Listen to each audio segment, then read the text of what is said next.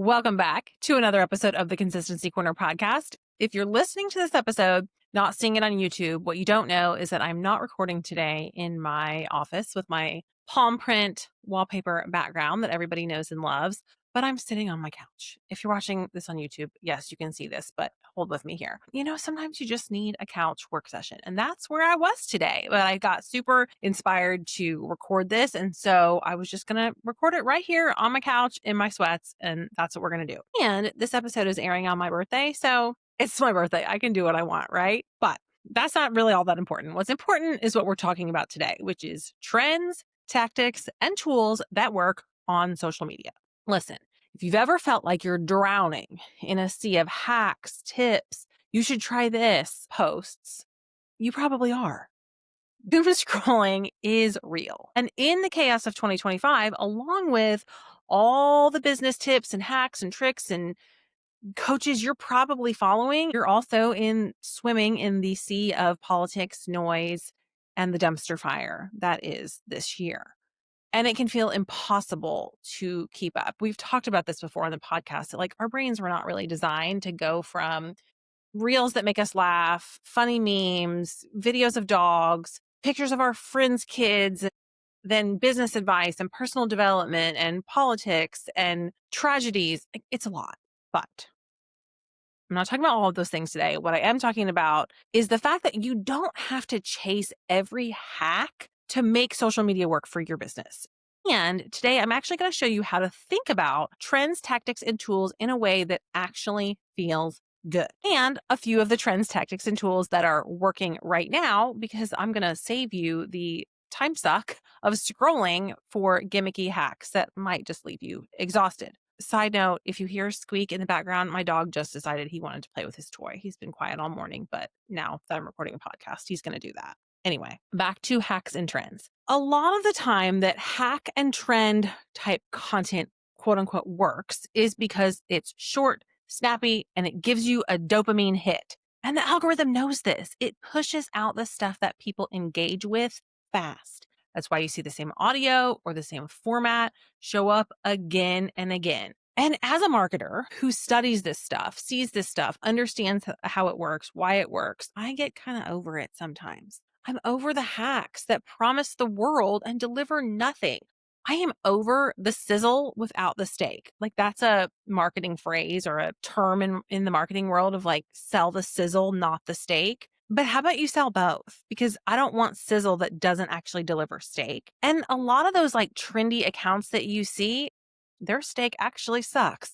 Their sizzle's really good. But as a marketer who cares deeply about my clients' brands, my clients' solutions, and the way they help people, I refuse to recommend tactics just because they are selling the sizzle, especially if there's no steak. And at the end of the day, trends are not magic.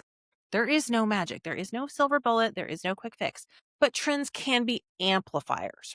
They get your content in front of people because the algorithm recognizes the format of the audio or the format of the video and the style and the way it's filmed or the format and framework of the words. The audience or the algorithm recognizes it as something that people are engaging with. So then it pushes out more content that is the same because the algorithm needs to push content people engage with. And that's how a trend becomes a trend. But the trend only matters for your business and mine if the message behind it is worth amplifying, because you and me, we care about people. We care about our message landing and hitting in front of the right people. And that's why when I suggest a trend to a client, I come back to the strategy of what is the job of this post? Are we focusing on awareness? Do we need some awareness, top of funnel content? Are we focusing on engagement? Maybe we are needing some nurture content or we're needing some engagement because our platform has gotten a little quiet. Are we driving to the next step in the customer journey with this trend? And if the trend can't really do that job and it doesn't feel good for you, we skip it. That's fine. You don't have to jump on every single trend. And there are times that I am going to recommend trends to clients and they're like, Ruthie, I don't know about this. But when we break it down and we talk about why this trend is working, how I think it can work for your content and your audience, often my clients are like, okay, I get it. Let's give it a try. And the times that they say, this one is not for me, okay, we skip it. We don't have to do every single trend. So let's talk about tools that actually make using or following and finding trends easier. First of all, I have to give a shout out to Shannon McKinstry. She is an OG Instagram influencer, been in the game for years. I followed her for years, and I am actually a member of her Reels lab where every single week she gives you trends to try, trending audio, trending formats. She also does this right in her Instagram. So give her a follow and shout out over here, community and collaboration over competition. She's an Instagram teacher. I help people with Instagram, but I'm telling you also follow her. I love her content and she does a great job of teaching trends. Second, don't underestimate Instagram itself. The little arrow on the audio of the reels you're watching will show you if a audio is trending or not. Also, if you see something in your feed a few times, it's probably a trend and you can jump on it.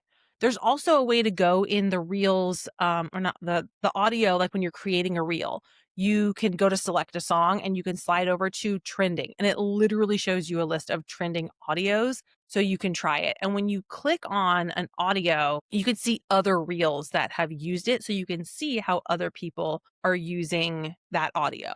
Now, again, you don't have time to keep up with all this. Shannon's work membership, Reels Lab is great. Or, hey, you know where to find me. We can do it for you.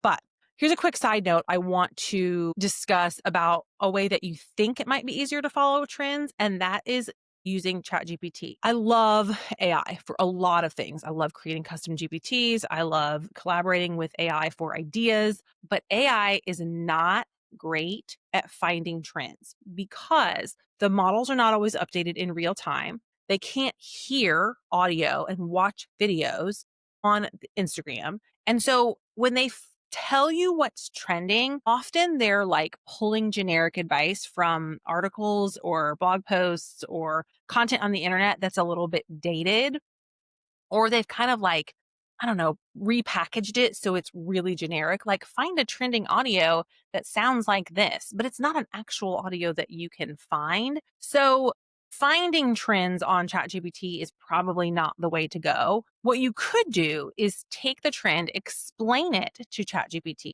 and then ask it for a way to help you brainstorm with how to apply it for your business. And so that's one way that you can use ChatGPT, but you definitely cannot find trends using it.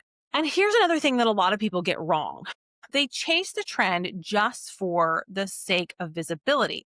But what happens if you do go viral and you don't have a plan or a full funnel strategy behind it? You get eyeballs, but no impact. So instead, we want to ask ourselves, is this trend helping me attract followers, like the right audience? Is it deepening engagement with my current audience? Is it going to help me point people to the next step in the funnel? So give every trend a job. And it's okay if that job is just a boost in engagement or a boost in visibility. That's okay too. But remember, if that's the trend or that post's job, we're not asking it to sell for you. We need different posts doing different jobs. Okay. And finally, one thing that I want to, a myth I'd like to bust about trends is you don't have to jump on them immediately. Yes, it's cool to catch a trend early. It's awesome to be an early adopter and one of the first people that hops on it, but it's actually not critical. And if you see a trend and you incorporate it into your content calendar a month, 6 weeks from now, nobody is going to say, oh, gosh, she's so behind the times. That trend was forever ago. I can't believe she just posted it now. No, nobody cares. Nobody thinks that. Okay. The point is, you're still feeding the algorithm content formats that it knows people like. So even if the trend has cooled off or is kind of on the downswing, it's okay. And I've seen trends actually really pop and then 2, 3 months later kind of pop up again. And they're cyclical. So if you like the format, if it's fun for you, if it makes sense for you, hop on it. If you're an early adopter and you're like, oh, that really worked really well, and you see the trend come back around, guess what? Post it again. Yeah, you can repurpose your own content because let's work smarter and not harder. And we do know people like content that feels familiar. Do you remember over the summer the trending audio about do you have any kids? If you didn't see it, like, quick recap, it was this guy who takes conversations from Tinder and he turns them into songs, and it's hilarious.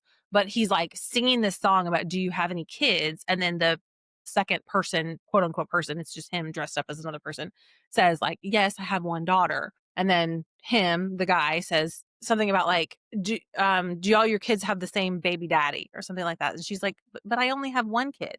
And it's very catchy, and there's a spot in the middle of the song where it's, like, in the conversation on Tinder, it's like dot, dot, dot, and he, like, sings ellipses. I can't believe I just tried to sing for you. I'm sorry about that. But the point is, that was trending over the summer. That song was in everybody's brain, and the algorithm was, like, pumping out content for people who were jumping on that trend and using it. And then here we are in fall, and I'm seeing it come back around because people still enjoy it. And it even brings back a little hit of nostalgia. I'll even see this with audios that were trending like a couple years ago. Like every once in a while, we'll just have another spike where they come back around. But the takeaway here is, don't stress about being first. Don't stress about using it at the right time. Focus on using trends in ways that make sense for your brand at a pace that actually works for you. And sometimes what your audience is craving and what you are craving is not just hacks that give the algorithm a boost, but actual connection. And that's why actually I want to invite you to our social media mixer. I started this networking group as a way for founders of brands who serve moms to come together, connect, cheer each other on, and learn a few things about trends and tactics working on social media right now. It's part workshop, part speed networking, real conversations, and connection, even over a Zoom call, beats doom scrolling. I'm being honest here. So, trends, tactics, and tools, they're out there and they can help. And you don't have to follow Instagram 24/7. You don't have to doom scroll all the time just to learn what's current right now. But you should use them because they do help in giving you a boost on social media. And remember, people are on social media. So it is helpful for your business to be on social media. And it's one of many containers that we can use to connect with our ideal audience. But your brand, your business goals, that's what's steering the ship. If you're listening to this podcast, you're probably not a influencer or a full-time content creator. So trends are like the seasoning. They're like the dessert. They're like the special treat in your content. They don't have to be the main course. So if you want to go deeper on trends, tools, and tactics that are working right now, come to our next social media mixer. It is linked in the show notes, and we'll share what's current. And you can also connect with other amazing founders and give you a space to just feel a whole lot better than an hour of doom scrolling. Because I can tell you from personal experience, while it might sound fun to sit down and scroll for an hour, and it is fun in the moment, it's kind of like eating a whole box of munchkins from Dunkin' Donuts. It feels good in the moment. We don't feel so good when we're done. We need to stick to moderation with both our donuts and our social media, to be honest. So I appreciate you being here, my friend. Be sure to follow along over on Instagram. Every so often, I do share in stories a trend that's working with my hot take on why it's working. And of course, like I said, we talk about this in the social media mixer. So I'd love to see you at the next one, and we'll connect again in our next episode.